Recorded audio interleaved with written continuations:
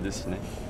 Une colombe, pour représenter la liberté, la France, tout ça. Et puis ça, je parlais des attentats, tout ça, je trouvais que le symbole était bien. Voilà. Qu'est-ce que c'est pour vous ce souvenir? Oui, c'est hyper important, oui, pour pas que ça recommence, puis pour dire que bon, quand même, on est tous là, on pense à toutes les victimes, aux familles des victimes, c'est vraiment grave ce qui s'est passé, et enfin, c'est pour apporter notre soutien à toutes ces personnes-là et dire que voilà, on est là et qu'on est là et présent et qu'on ne peut plus se laisser faire et que je sais pas. En quoi ça a bouleversé votre vie ces derniers jours, ce qui s'est passé? Ben, parce que c'était déjà très violent, énormément violent, et puis je trouvais que voilà, on est un peu extérieur à tout ça au niveau de la violence.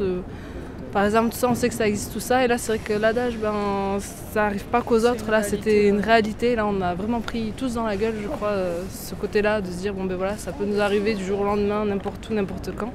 Et c'était très violent déjà, avec Charlie Hebdo c'était vachement violent, mais là ça a vraiment touché, là c'était des journalistes et tout, donc on a tous été bouleversés parce que c'est des gens très connus, et là vraiment on s'est dit, ça arrive à tout le monde, ça peut arriver n'importe quand, ça peut malheureusement continuer encore dans les jours qui viennent, ça peut nous arriver à nous, enfin voilà. Ok, Ouais. et vous avez dessiné du coup La Marianne. la Marianne. Même si on dirait Brigitte Bardot apparemment. C'est une belle Qui a Marianne. été Marianne, je crois. Oui, c'est ça. Dans un sens, oui, bah, on imagine ce qu'on veut, hein, c'est du dessin, mais bon. Qu'est-ce que ça évoque pour vous, la Marianne? Bah, c'est le symbole de la France en fait, c'est le symbole premier de la France, donc avec le drapeau en plus. Et voilà, c'est un support qui reste, une image qui reste depuis des temps en fait.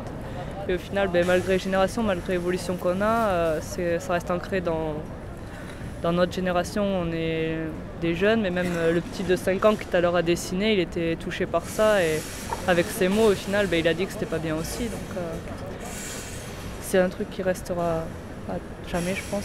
On parle de guerre. Qu'est-ce que ça vous évoque, ce terme?